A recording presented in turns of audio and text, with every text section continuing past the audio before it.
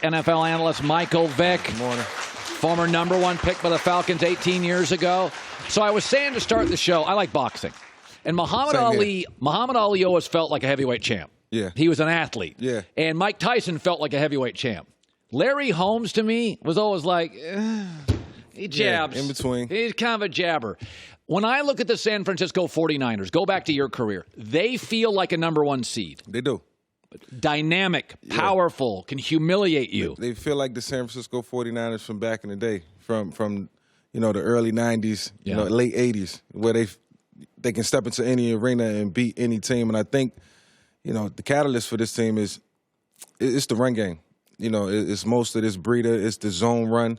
I think Kyle Shanahan did a great job of being an understudy under his dad and learning that zone run game and running it to perfection is very hard to stop when you do it well. Yeah, by the way, when you say zone run game, what does that mean to the fans? Kind of explain it for the average guy. Well, you have to, put offensive linemen in space. And what you're doing, you're taking, one or two defensive players out of the run game. So it is a very intricate way of blocking. It's not very few teams do it. Very few teams do it because you have to be able to understand the scheme and know what to do with it. We ran it a little bit in 2004, and Warwick Dunn and T.J. Duckett was very good at doing it. We had a coach who had came from the Denver Broncos who, put the scheme in place, and it was very effective. So Mike Shanahan was kind of the legendary zone blocking coach. His son Kyle. We look at the Niners as this fireworks show, but they're really a pound the football with a fullback team. Yeah, I mean, they got a fullback that's effective, and everything that Jimmy G has been able to accomplish has come from the run game and benefiting from that. And we talk about it all the time, how good you can be when you run the ball successfully. And that's what they've been able to do. And it makes the game so much easier for a quarterback. And I think Kyle Shanahan, with his experience, understands what it takes to make the game easier for his guys all around, for the entire offense. And, the game just flows. I want to talk about a team that doesn't feel like a number one seed, but it may be my favorite NFL story this year, the Philadelphia Eagles. You're a former Eagle. I mean, they got nothing but backup. They got backups to backups. Yeah. And Carson Wentz, it's incredible. Scout team, guys. Yeah. And now I'm not saying it was a gauntlet down the stretch of great teams. Right. But Carson Wentz, over the last month, literally is the definition of a franchise quarterback. I got nothing but lawn furniture and deck chairs. Yeah. Get on my back. Wentz has taken a lot of heat. I love him. Did you initially like him? Yeah, I always liked Carson. I always felt like he was, one of the top-tier quarterbacks in the National Football League over the last 3 years. Just had a couple bad breaks, this last year, the year before, and had to fight his way through it. So he faced some adversity. He showed that he can work through it. He showed that he's worth the money that he's being paid. But, at the end of the day, I still think coaching trumps everything. And when you have a coach who understands the player, or players, he'll always put them in a position where they could be successful. And he's very fortunate to have a coach like Doug Peterson, who I work with. Oh, you and know did? how detailed he is. Peterson? I had Doug for 3 years in Philadelphia. So I know how, detailed he can be. I know how he caters to the quarterback to make sure that you're so prepared and you understand the game plan and what you're trying to do. But not only Doug, you got to look at the rest of the coaches on the staff. I think Deuce Staley is probably the primary reason that the run game has been able to be effective with Boston Scott and Miles Sanders. I think he should be taken into consideration for a head coaching job at some point. Jim Schwartz, the defensive guy. On defense, these guys are putting it all together with scout team players. and it, like you said earlier, credit to the general manager and Howie Roseman, credit to the scouting department for being able to find talent and know that we can plug these guys in for a guy like Deshaun Jackson or Alshon Jeffries. I mean, you got Denzel Ward, who played in the AAF last year, and he's looking like a superstar. So, I mean, you're a big believer in coaches.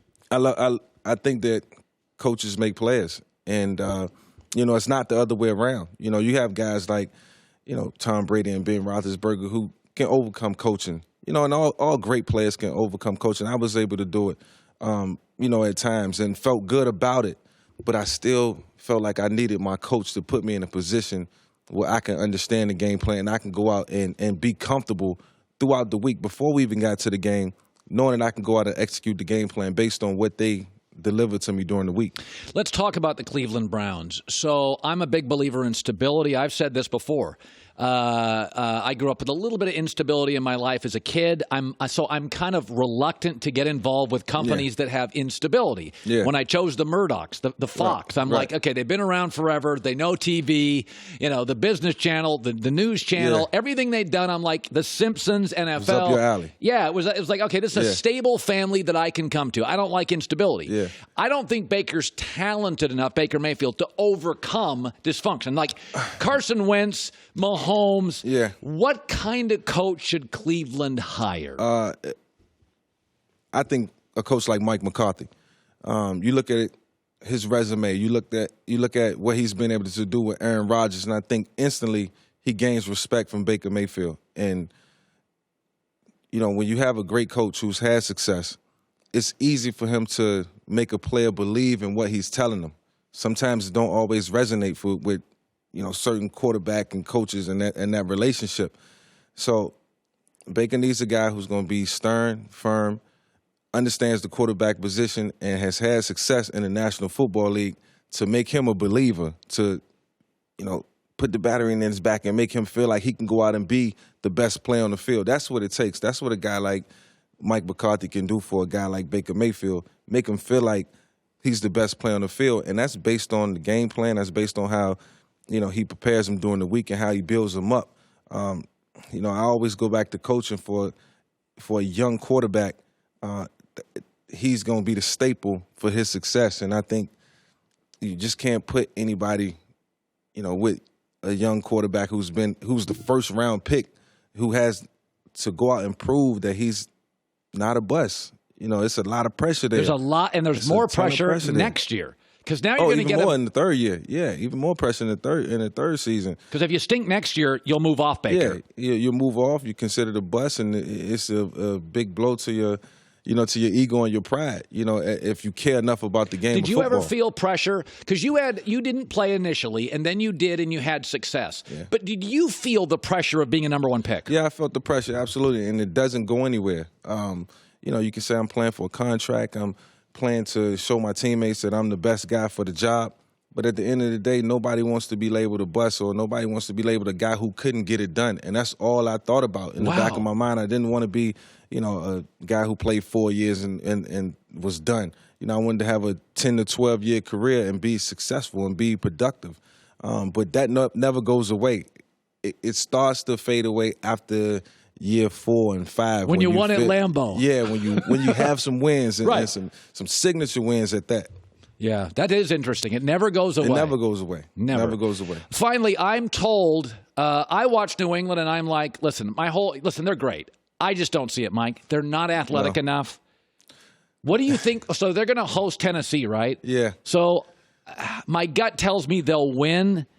But I mean, what do you? I think I said it earlier. They look like the San Antonio Spurs when Tim Duncan moved out of his prime. They're still in the latter years. You respect them. Yeah. You don't fear them. You respect Brady. You respect Belichick. But you just get a sense that it's not the year for the New England Patriots. And it's been years where they've gone into the divisional rounds and lost, and went to the AFC Championship game and then win it all. So it's just natural. But I feel like, that loss to the Dolphins yesterday kind of told the story about the New England Patriots and their struggles throughout the season, and how they got to try to find a way to win this game, regroup, and pray that things fall into their lap. But it's not going to be easy this time. Let me ask you: when you went in, how many times did you make the playoffs? 4. Okay. In your 4 playoff appearances, did you ever lose the last week of the year? Did you when you went into the playoffs? Did you sense we're pretty good? Or did you ever go into the playoffs thinking? Unfortunately for me, every year I made the playoffs, I was always hurt the final week of the season, so I never got a chance to experience what that was like. But I can only imagine, look, at the end of the season, it's all about momentum. And, of course, they have a bye, which I had in 2004. It always helps the team. It helps the morale, helps guys get healthy, and gives you a better feel and sense of what needs to happen going into, the following week or the divisional round. But, at the end of the season, when you lose that game, it's like everybody's kind of down. You're figuring out, trying to figure out what happened in the final game of the regular season and what needs to happen, in the first week of postseason, wild card. It's a difficult situation. It's a lot to deal with, and it can you mentally, but you have to relish to the fact that you have an opportunity. Things are still in your favor. You're at home. And it's 0. You're at home, and it's 0-0. It's a new season. Yeah. All right, Mike Vick, 13 years, 4-time Pro Bowler, a former comeback player of the year. It's great seeing you, bud. Thank you. Hi, everybody. Thanks for watching. Subscribe here to get the latest from the show.